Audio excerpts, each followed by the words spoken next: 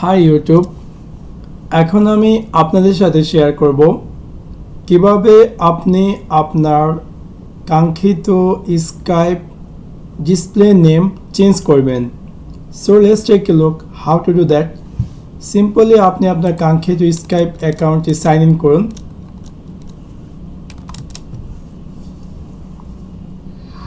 Sign in করার পর এখান থেকে আপনি ক্লিক করুন স্কাইপে ক্লিক করার পর প্রোফাইলে গিয়ে এডিট ইউর প্রোফাইল, এবং এখান থেকে আপনি উপরের দিকে দেখতে পাবেন যে আপনার বর্তমান যে নামটি সেই নামটি এখানে দেওয়া আছে। এবং এখান থেকে আপনি যদি চান যে আপনার নামটি চেঞ্জ করে নতুনভাবে আপনার নামটি অন্য কোনো নামে অ্যাড করার জন্য, ডিসপ্লেতে শো করার জন্য, সেক্ষেত্রে আপনি আপনার কাঙ্ক্ষিত নামটি টাইপ করুন।